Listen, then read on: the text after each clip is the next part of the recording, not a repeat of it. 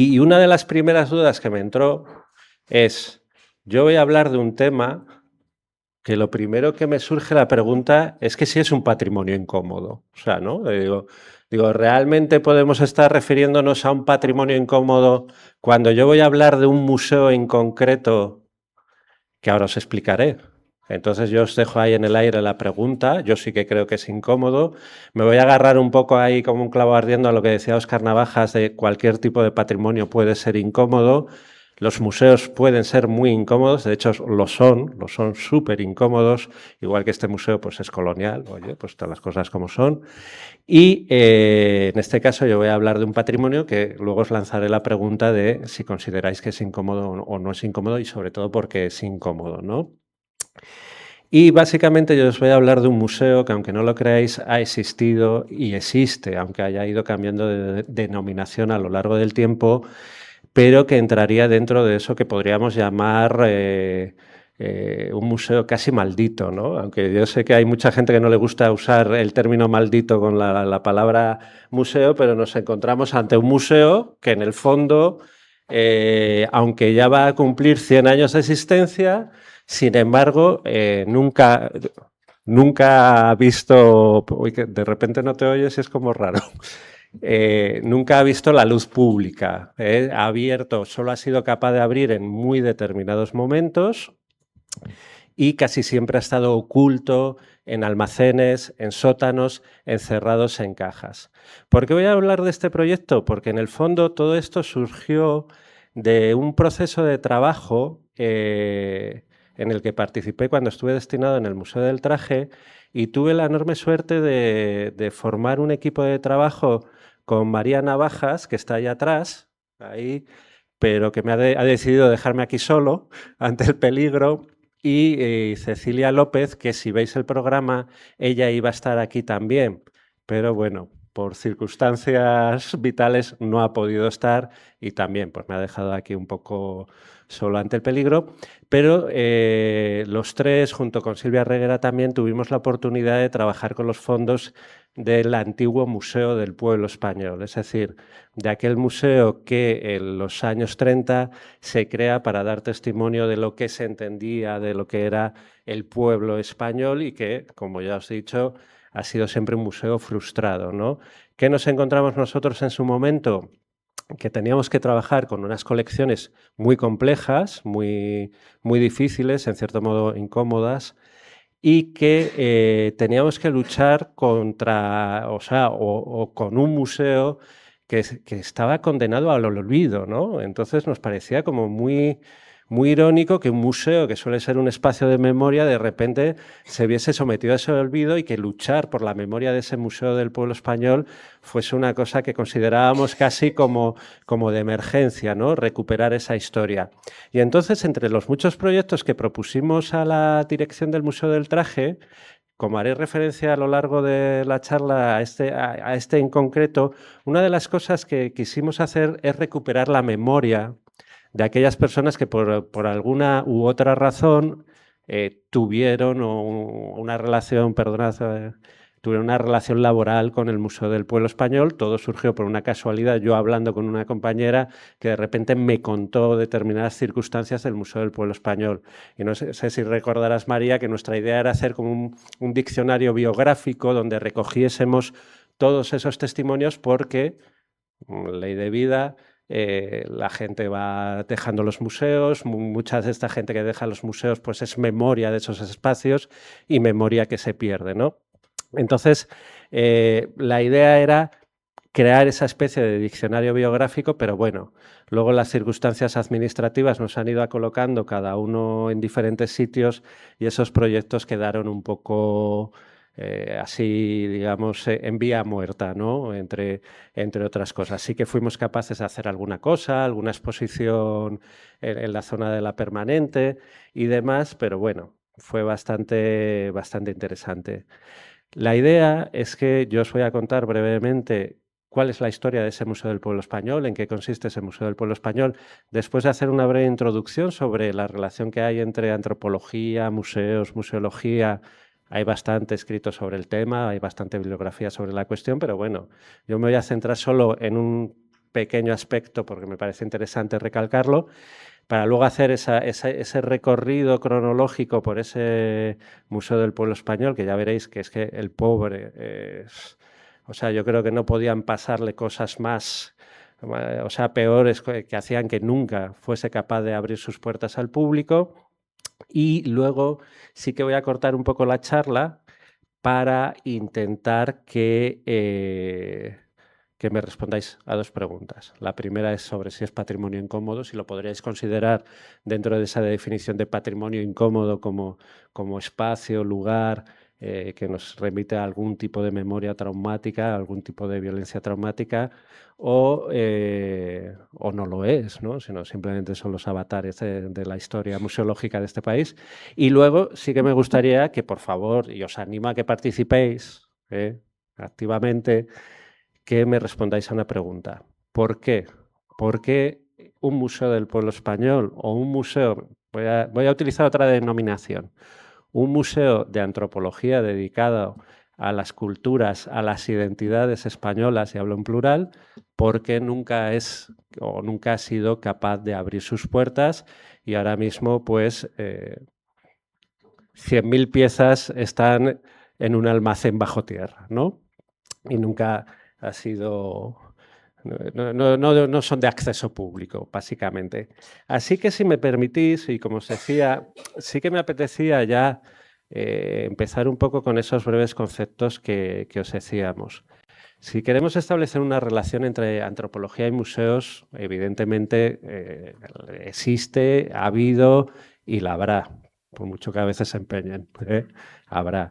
Entonces, yo me voy a fijar sobre todo en uno de los aspectos, y es que muchos museos que conocemos como antropológicos, etnográficos y todas las denominaciones que se os ocurran, además en España somos muy expertos en utilizar todo tipo de denominaciones para hablar de estos museos, muchos de estos museos nacen con una intención, básicamente convertirse en repositorios de lo que se entendía que eran culturas o formas culturales o sociales o estructuras sociales y económicas llamadas a desaparecer por el camino imparable y uniformizador del progreso. Entonces, por eso nos encontramos que, claro, ese progreso lo tenéis que entender no en la simple idea de la línea evolutiva, sino un progreso muy peculiar, ¿no? Un progreso industrializador, urbanizador, de clara raigambre burguesa, muy asociado a unas estructuras económicas que marcan ese capitalismo del siglo XIX que se va expandiendo y a medida que se va expandiendo, digamos que va haciendo tabla rasa con todo lo que va encontrándose con su camino, ¿no? Encontramos el caso más, uno de los ejemplos en los sistemas coloniales, ¿no? Como de repente llegan las potencias europeas, se apropian de determinados territorios con fines extractivistas e inmediatamente se inicia un proceso en el que todas esas culturas con las que se encuentran, que son calificadas como exóticas, se incluyen dentro de una escala evolutiva en los estadios más bajos, ¿no? de una línea de progreso, ¿no? Pero eso también pasó a nivel interno en el territorio español, donde hay determinados núcleos industriales y a partir sobre todo de finales del siglo XIX vemos como hay un proceso migratorio que hace que el campo se empiece a vaciar por población que se traslada a las ciudades para incorporarse a todo ese sistema económico. ¿Cuál fue la respuesta? Pues la necesidad de documentar todos esos procesos, ¿no? Hoy en día, ¿cuál es la cuestión? Pues que muchas veces se cuestiona cuál es el papel de la antropología hoy en día, ¿no? Incluso hubo debates que decían, bueno, es que realmente el museo es el mundo de los objetos y la antropología es el mundo de las ideas, ¿no? Pero es evidente que la antropología siempre ha tenido un interés en los museos y los museos deberían tener un interés en la antropología. Pues ayer mismo, María Molinero cita a Fran Boas, ¿no? Y ese papel que tiene respecto a los museos y cómo los entiende, ¿no? O sea, que realmente yo creo que sí que la antropología puede ofrecernos un papel y puede decirnos algo acerca de este tipo de museos y sobre todo de la sociedad, de los grandes retos que tenemos que que tenemos que vivir, de cómo se pueden vivir todos esos grandes retos. Perdonadme un inciso, os he preparado así una presentación así un poco con imágenes y con texto largo para que cuando os aburráis de mí tengáis ahí algo en lo que entreteneros con la referencia bibliográfica en cuestión, ¿eh? Ya os digo que esa relación entre la antropología y los museos pues, se va concretando en muy diferentes puntos, en muy diferentes aspectos, pero yo hoy en concreto me voy a centrar en la idea de lo popular, ¿no? La idea de lo popular como contrapuesto al oculto.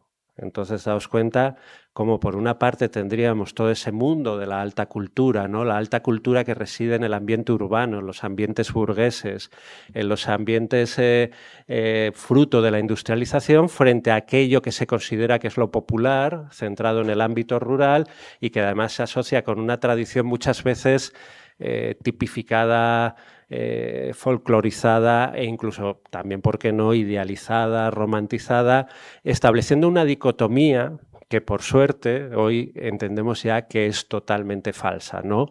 No podemos hablar de lo rural, de lo culto, de lo rural, de lo urbano, sino que evidentemente las relaciones son mutuas. ¿Qué ocurrió? Que al amparo de ese proceso industrializador en el que las culturas populares, por llamarlas de una determinada manera, iban desapareciendo frente al peso de lo urbano, pues se crearon muchísimos museos en los que se decidió que, bueno, pues básicamente era una colección de aperos agrícolas en los que se hablaba de las fórmulas preindustriales de economía, ¿no? Una cosa realmente falsa, porque la agricultura en España prácticamente no se moderniza, pues años 50, más o menos por ahí, ¿no? Por suerte, esa visión, esa separación tan estricta sí que ha sido superada, pero todavía sigue impregnando muchas de nuestras formas de entender lo etnográfico, ¿no? Que también sería un tema para discutir, ¿no? Como os pongo aquí, ¿qué es lo etnográfico? ¿Por qué unos museos son etnográficos y otros son antropológicos, ¿no? Esto yo sí que aquí me gustaría recordar a José Ramón Ortiz, que fue director del Museo Etnográfico Provincial de León, y que un día en una charla que tuvimos en un pasillo aquí arriba me decía, es que la aspiración es convertir mi museo en antropológico, ¿no? Él entendía que lo etnográfico era lo puramente descriptivo, es decir, yo pongo una serie de elementos que describo para hablar de una determinada estructura económica, de una determinada estructura social, pero yo quiero ir más allá, ¿no? Yo quiero que la gente cuando venga a mi museo se cuestione, que se someta a ese proceso que en antropología se llama de extrañamiento, ¿no? De decir, oye, ¿qué está ocurriendo aquí? ¿Por qué me estoy enfrentando a esto? ¿Por qué estoy empezando a plantearme determinadas cuestiones? Pero ¿qué ocurre? O sea, nosotros, por ejemplo, los que trabajamos en este museo, estamos sujetos a esta ley que es del año de 1985. O sea, daos cuenta, 40 años de ley de patrimonio histórico español. O sea, es un poco necesario ya, ¿no? Que afrontemos una renovación de esa ley. Ha debido haber 20 proyectos. Te miro a ti, Patricia, así como para que me digas que sí, pero que ninguno de ellos se acaba de concretar, nunca llegan absolutamente a nada. De ahí seguimos entendiendo que el patrimonio etnográfico pues es esto, ¿no? Bienes muebles e inmuebles, conocimientos de la cultura tradicional del pueblo español en sus aspectos materiales, sociales o espirituales. Y yo creo que lo tenemos tan marcado en la ley, en ese artículo 46, que ahora entramos en un museo que venga y que ponga etnográfico y como se salga más allá del apero agrícola, perdonad, pues no nos extraña, ¿no? Decimos, oye, ¿qué está pasando aquí, no? ¿Por qué lo llamamos así? Yo creo que es necesario hacer un cambio y que efectivamente nos convirtamos en museos de antropología o que se conviertan en museos de antropología y que sean capaces de abordar lo que os comento, los grandes retos. Tenemos muchísimos por delante, ¿no? Os voy a poner dos ejemplos que María recordará, bueno, en concreto le recordará de líneas de trabajo que pudimos abrir, ¿no? Cuando estábamos en el Museo del Trabajo nos donaron una maquinilla de afeitar, no sé si te acuerdas. Era una maquinilla de afeitar de una marca de los años 60, era maravillosa, carísima. Y bueno, pues en el Museo del Traje siempre hubo una sección en las colecciones que era belleza e higiene, algo así, ¿no? Era una cosa que siempre a mí me llamaba mucho la atención. Ser el conservador de belleza e higiene me parecía curioso.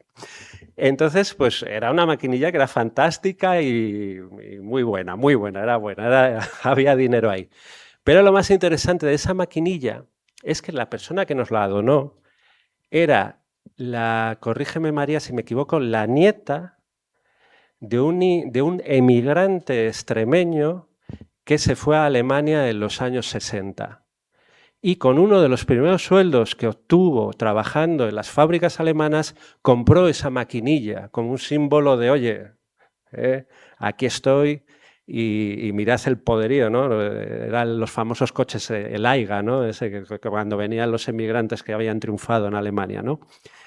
Pero lo interesante sobre todo era la documentación que llevaba esa maquinilla. ¿Por qué? Porque traía el pasaporte con el sello y el visado del gobierno de la República Federal Alemana en la que autorizaba a esta persona a entrar a Alemania para realizar esos trabajos específicos, y porque venía una fotografía de esta persona en un barracón donde se hacinaban los españoles que iban a Alemania a trabajar, ¿no?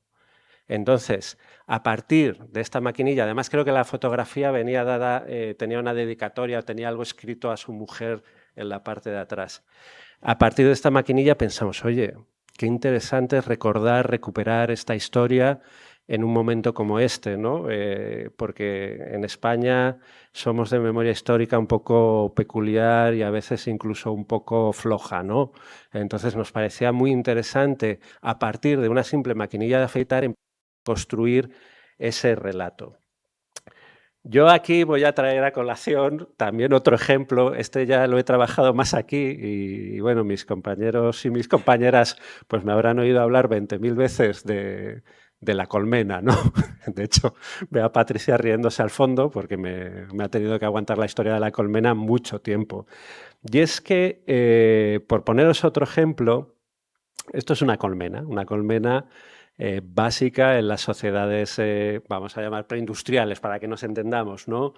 En la apicultura, para la obtención de la cera, por ejemplo, en la provincia de León, yo soy de León, la provincia de León, las redes comerciales de la cera para hacer votos para las iglesias cruzaban toda la provincia en todas las direcciones, gracias a las colmenas, y luego pues, se utilizaba la miel como edulcorante, evidentemente, pues era el edulcorante que había.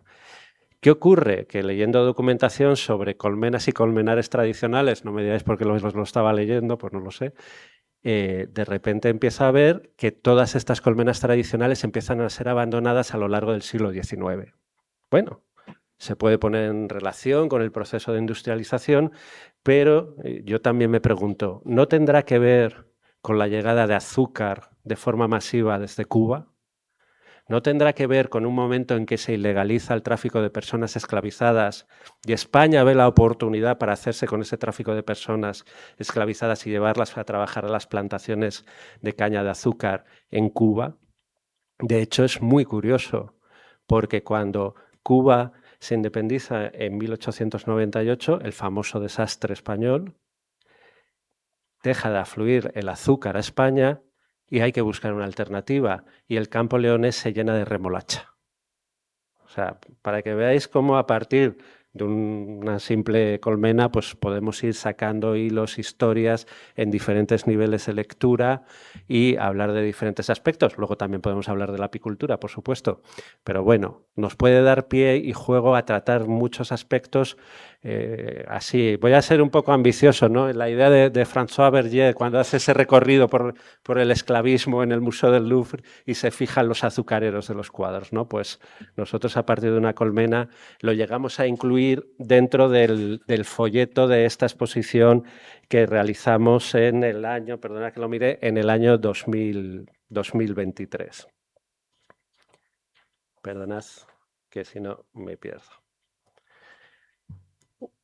Aquí tenéis un poco cuál es el panorama o el escenario museístico de la etnografía antropología española.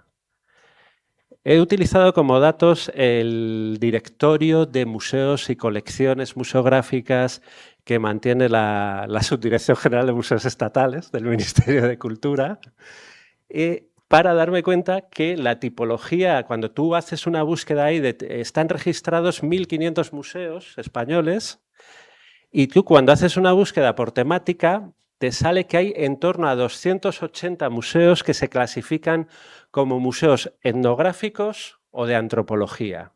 Y bueno, pues un día así en un tiempo muerto, ¿qué tal?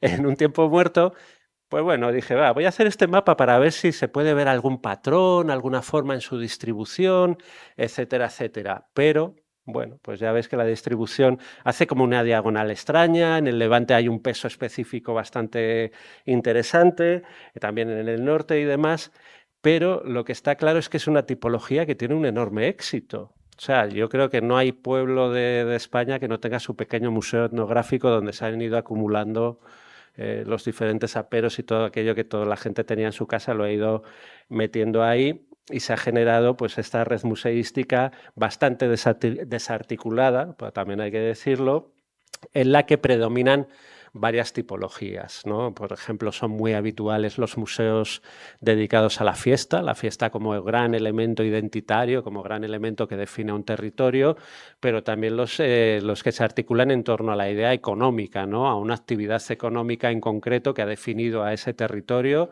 o a esa localidad, ¿no? Y luego estaría la otra cuestión, ¿cuál es la amplitud, cuál es el área de extensión, qué campo abarcan este tipo de museos?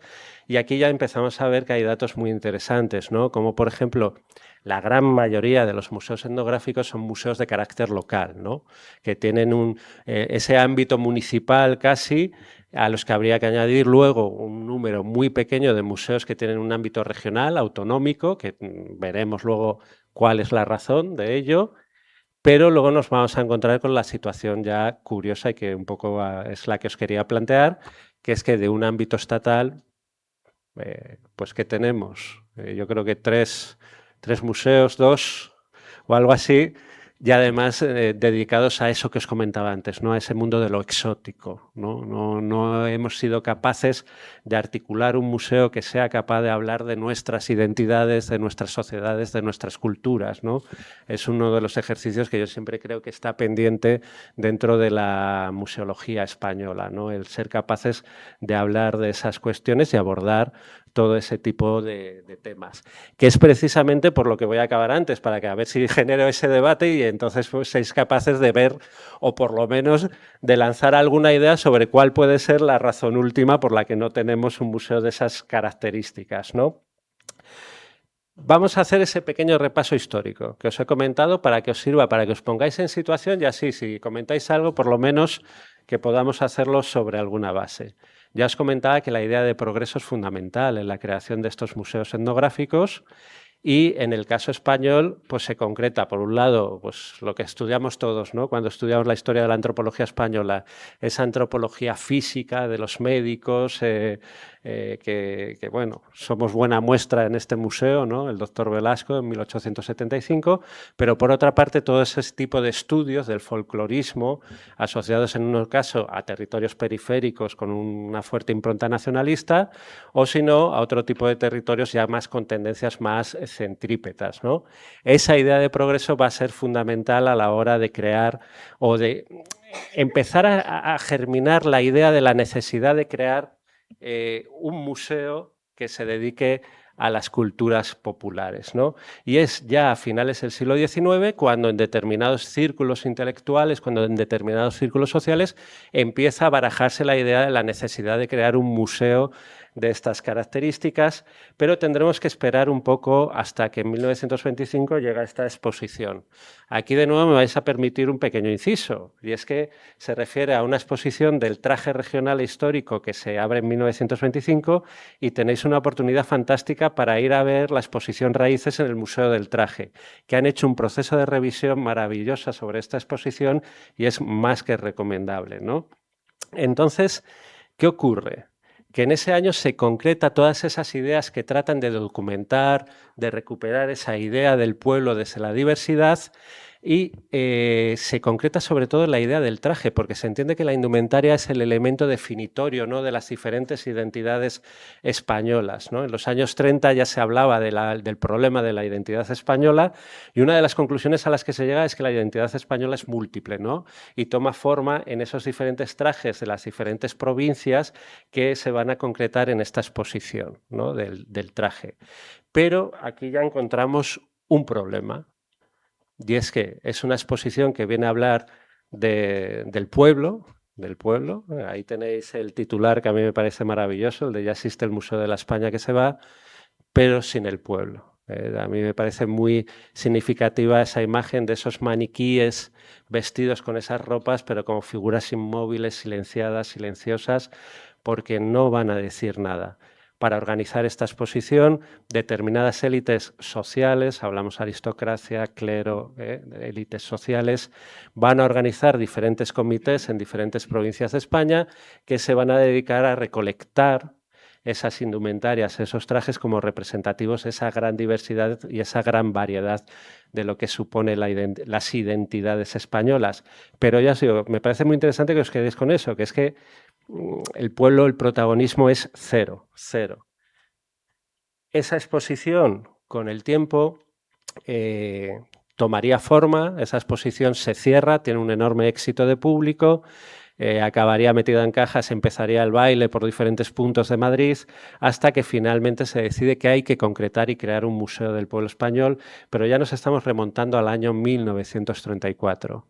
Es cuando se crea un decreto, aquí tenéis el decreto de que se publica en la Gaceta de Madrid, estamos ya en el contexto de la Segunda República Española, y el gobierno, en su afán democratizador, entiende que el panorama museístico está lleno de instituciones donde siempre se han centrado en torno a la idea del privilegio, ¿no? De los privilegiados, incluso en algún caso alguna privilegiada, pero sobre todo los privilegiados, y que ya era necesario que existiese un museo del verdadero protagonista de la historia española, que era el pueblo español. Y es cuando se empieza a trabajar otra vez a través de una serie de comités provinciales, patronos provinciales, que se dedican a recoger muestras de esa llamada cultura popular a lo largo de todo el territorio español, ¿no? ¿Qué ocurre? Aquí hay un cambio respecto a la exposición anterior. Si antes hablábamos de unas élites sociales, en este caso hablamos de unas élites intelectuales.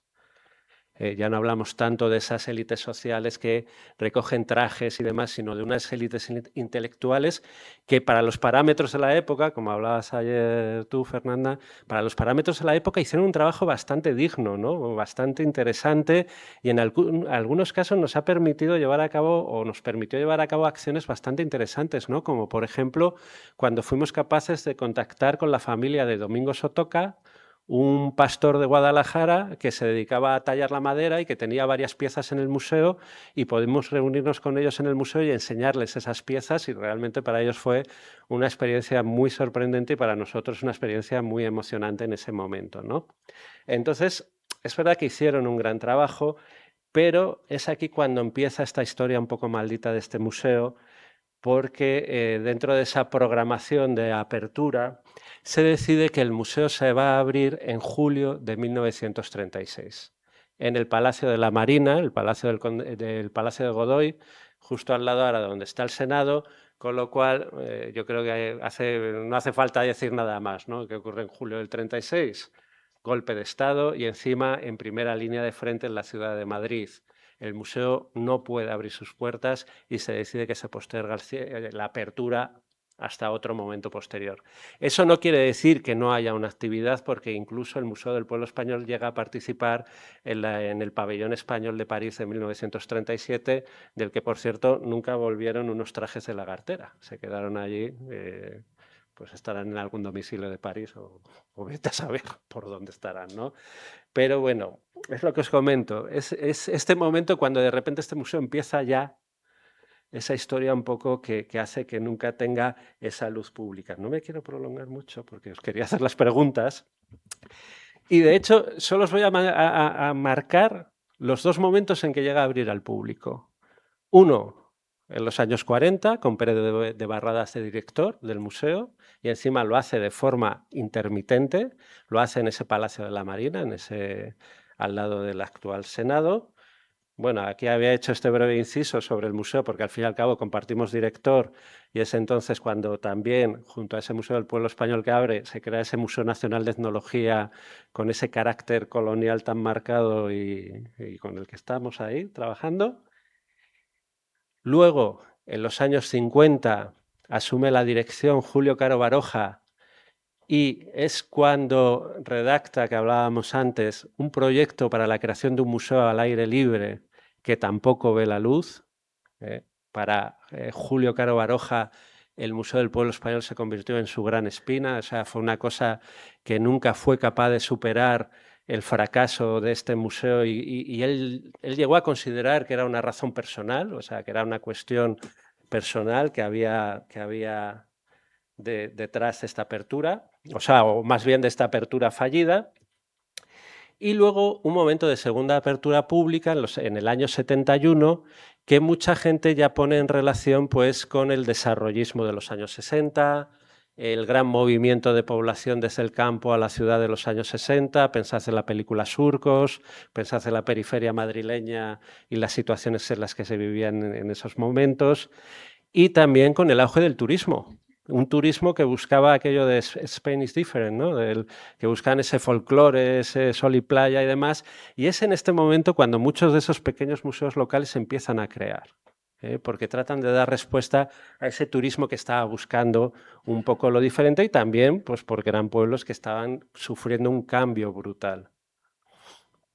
A partir de entonces empieza ya el gran periplo del museo, ese museo nómada que no es capaz de encontrar una sede, que no es capaz de abrir al público, y empiezan unos años bastante de atonía, ¿no? Hablábamos antes de aquel proyecto que tuvimos de recuperar las memorias de personas que estuvieron trabajando en este museo y que todavía no siguen en activo, pero todavía están.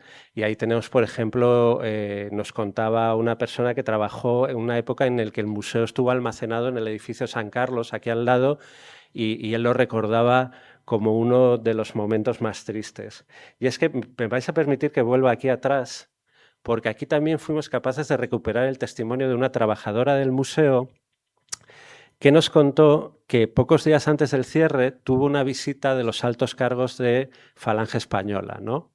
Y que entonces el museo estaba abierto al público, todo el personal del museo dijo, oye, qué oportunidad para poner en valor este museo, que todos esos altos cargos tenían un interés, mostraron un interés absoluto en el museo, y realmente lo que estaban viendo eran los espacios que querían ocupar para oficinas del Consejo Nacional del Movimiento. Entonces, claro, la frustración que supuso para el personal del museo fue terrible, porque además entraron, arrasaron con todo, ¿eh?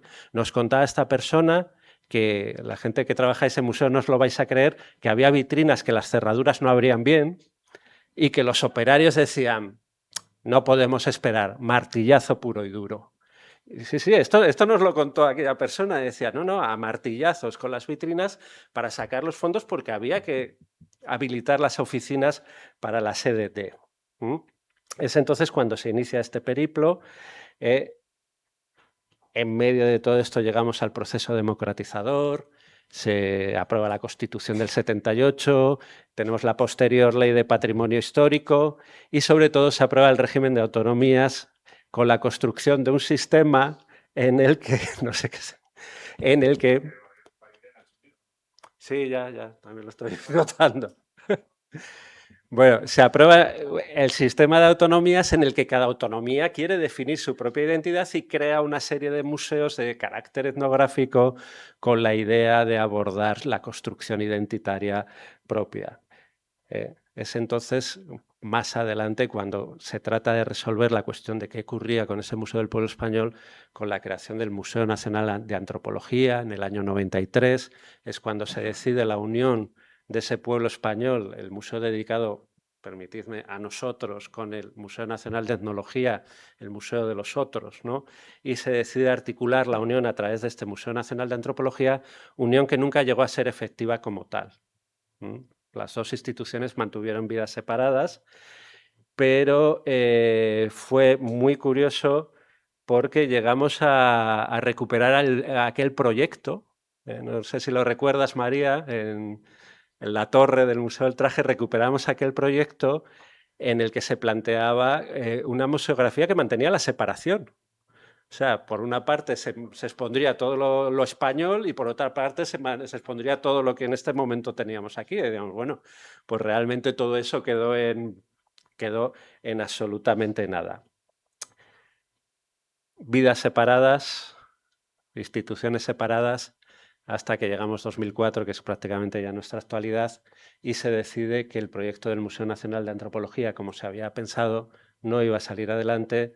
Se decide que nosotros, esta institución, se queda con el nombre, digamos, en cierta manera, y se crea el Museo del Traje en la sede de la ciudad universitaria, el actual Museo del Traje, lo que generó un intensísimo debate entre la comunidad antropológica sobre la necesidad de crear este museo.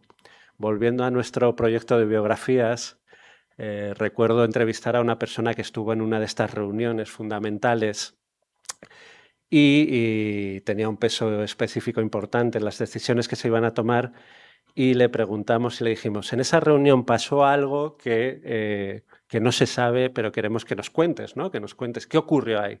Y no sé si recuerdas, María, que su contestación fue, yo no hablo de historias tristes, ¿no? Y no nos dijo nada. Pasados los años, en un encuentro de museos, estaba con el director del Etno de Valencia, Joan Seguí, que también le interesa mucho la historia del Museo del Pueblo Español, y nos volvimos a encontrar con esta persona y me dice, oye, mira, le voy a preguntar por esa reunión a ver qué pasó. Y le digo, no vas a sacar nada. Me dice, yo sí, hombre, no te preocupes, que yo voy aquí a sacar la información y me va a contar qué pasó. Al poco vino y me dice, no, no, no, nada, nada, que no quiere hablar de cosas tristes. Ahí nos hemos quedado. Hay una especie de bosón de Higgs raro en el que no sabemos muy bien qué ocurrió, pero lo cierto es que el Museo del Pueblo Español se integró dentro de esas siglas del Centro de Investigación de Patrimonio Etnológico y ahí mantiene la vida, ¿no? Sí que ha habido otros proyectos, otras cuestiones, pero ya os digo, siempre con esa mala suerte que parece que arrastra estas colecciones, ¿no? Como el Museo Nacional de Etnografía, que se iba a crear en Teruel en el año 2008, del que se llegó a avanzar bastante en trabajo, pero bueno, ya ves lo que pasó en 2008, ¿no? Yo lo recuerdo como un año especialmente duro, en el que la crisis económica fue brutal, y este fue uno de los proyectos, que cayó, evidentemente, por la situación económica que se estaba viviendo, ¿no? Son y media. Queda un cuarto de hora. No, pero es que os he dicho que os iba a hacer dos preguntas. Sobre todo dos preguntas para que contestéis. Sí, pues, allá atrás. La primera pregunta ya os la lancé al principio. O sea, perdonad, se me ha ido... Uy. Esto es un esquema que hice ayer así un poco por entretenerme, ¿no? Con esto. Perdonad un poco lo perentorio de la presentación. Pero primera pregunta, ¿estamos ante un patrimonio incómodo? O sea, yo os lo lanzaría esa pregunta. Y pregunta, ¿por qué creéis que es un museo que nunca es capaz de abrir sus puertas? Siempre os voy a lanzar dos teorías sin querer condicionar a nadie, pero siempre que se hablan estas cuestiones, o bueno, no las lanzo, venga, va. A ver, ¿quién se anima? Oye, no me dejes mal que queda un cuarto de hora. Una opinión, ¿eh? Yo no tengo ni idea. Quizá es porque es un país muy diverso, hay muchísima diversidad. Entonces, nadie quiere que ser considerado como el de al lado. Yo tengo este patrimonio, tengo esta cultura, tengo estas tradiciones y no se parecen en nada con el del pueblo de al lado. Y es quizá ese conflicto que hay bueno, conflicto no porque sea negativo, pero la variedad pues es quizá lo que se ampara. No, yo no tengo la respuesta, ¿eh? O sea, esto no es de acertar. A ver, yo un poco, o sea, no comparto esta idea porque además no concibo que tengan que estar separados, o sea, sin etnografía no hay antropología, pero no sé exactamente lo que hay dentro, ¿no?, de este museo, pero igual es un poco la idea de esa mentalidad, ¿no?, pues con el régimen franquista, de que muestra pues una imagen también como de España atrasada, rural, y que no quiere mostrarse así al mundo, ¿no? No lo sé.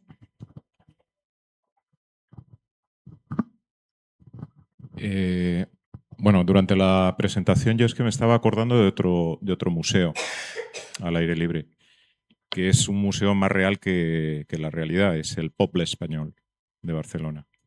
Entonces, en el Poble Español, mi padre me recordaba que subsisten reproducciones de edificios típicos españoles que ya no existen en sus lugares de origen. Es decir, si quieres conocer o ver una casa concreta, tienes que ir al Poble Español, porque en su lugar de origen la derribaron hace tiempo. Es un museo que se crea en 1929 con motivo de la Exposición Universal de Barcelona y que, bueno, pues como ha sucedido con otras construcciones que se supone que eran temporales, subsiste. O sea, tendría que durar 6 meses, pero todavía subsiste hasta hoy. ¿Es incómodo o no? Yo diría que sí y no, según lo veas. pero ha subsistido y toda una serie de años, ¿no? Quizás no tenga ahora mismo la misma vigencia que entonces, donde iban familias enteras de la ciudad pues a visitarlo a la montaña.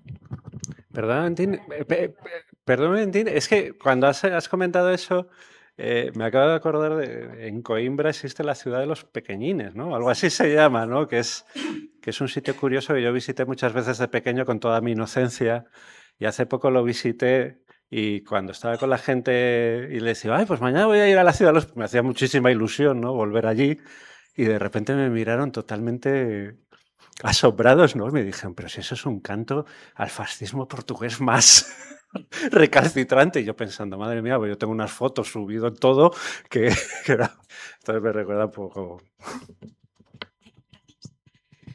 Bueno, yo en cuanto a patrimonio incómodo, es verdad que este museo se pensó en los años 20, en el 27, pero recuperando la conferencia de ayer, que los patrimonios van acumulando capas de significado, yo creo que, bueno, también es un punto de vista personal, pero yo lo percibo así en tanto que manchega.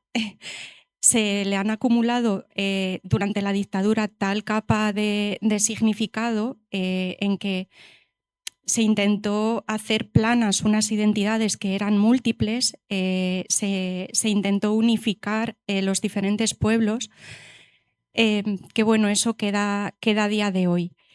Y en cuanto a por qué no ha podido abrirse, bueno, yo esto me vais a permitir que haga un análisis comparativo. Yo soy archivera, ¿vale? Y el año pasado, en 2024, se celebró a nivel nacional el primer Congreso Nacional de Archivos. Nosotros existimos, igual que los conservadores de museos, desde el siglo XIX, pero hasta 2024 no se ha hecho ningún congreso nacional donde se aborde el tema del multilingüismo desde el Gobierno central. Yo solo quería lanzar esto como que da esperanza, o sea, no se ha abierto todavía, pero quién sabe. Bueno, no solo en Portugal, en La Haya también hay una ciudad en chiquitito con los edificios más importantes que puedes recorrer en todos los Países Bajos.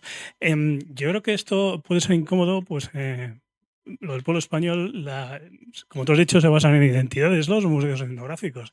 Entonces la identidad nacional española últimamente pues no está muy de moda, como ya lo estuvo en el pasado, ¿no? Entonces yo creo que ahí tiene un hándicap.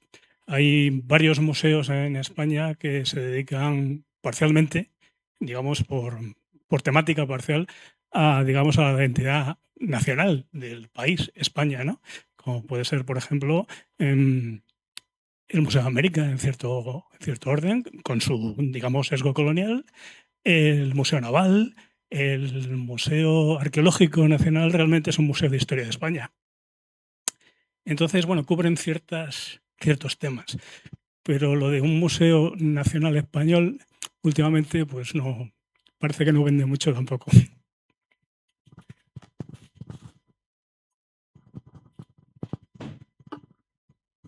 Bueno, la mía es más una pregunta.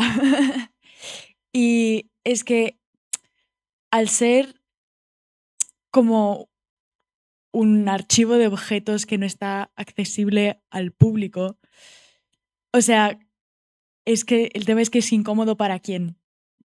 quiero decir, algo que es incómodo porque es explícito, porque está ahí, lo puedes ver y puedes relacionarte con ello. Y al no estar accesible en este sentido, no sé si se puede definir como incómodo en sí. A ver, accesible, claro, no está bajo la idea de la forma tradicional que podemos entender como de museo, ¿no? Pero en cierto modo sí que está accesible, participa de alguna manera en la actual exposición del Museo del Traje, donde sí que podemos encontrar objetos y se hacen actividades en torno a esas colecciones. Incluso, yo ahora no lo sé, pero en su momento había visitas a los almacenes. No lo sé, ahora, o sea, entras en la página web así para verlo.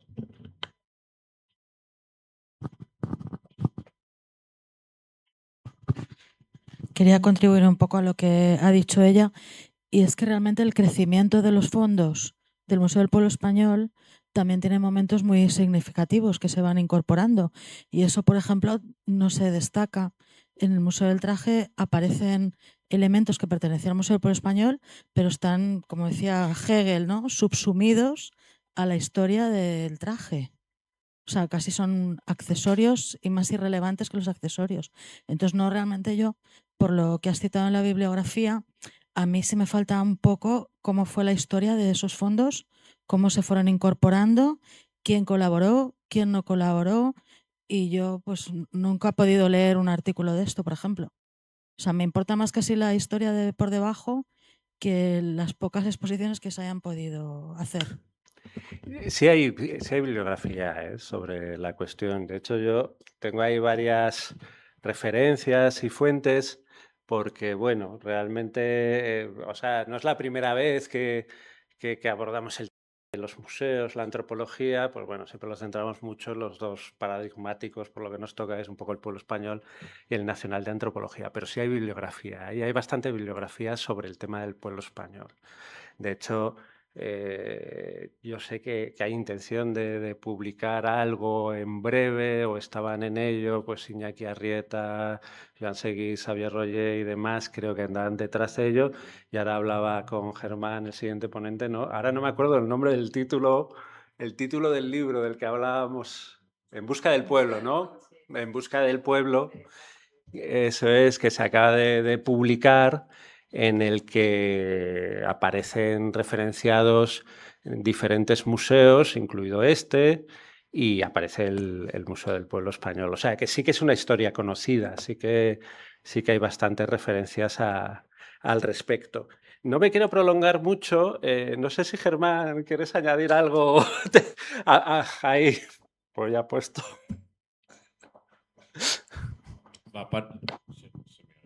Sí, va a parecer que nos hemos conchavado porque, bueno, hay un montón de elementos sobre los que voy a volver, ¿no? Y incluyendo el Museo del Pueblo Español, el Pueblo Español de Barcelona, que también hay uno en Mallorca y hay uno en Canarias. No es casualidad, ¿no? Que son, de alguna manera, ese pueblo español como museo abierto, museo vivo, museo parque temático, está operando como una máquina colonial, endocolonial, ¿no? Pero bueno, eso es un poco también lo que os iba a contar ahora, así que pues... Lo casi. dejamos ahora porque total te toca ya en 2 minutos, o sea que ya estás ahí, así que si quieres lo dejamos ahí. Pues nada, es que simplemente yo creo que es un tema que tampoco hay muchas respuestas sobre esto, ¿no?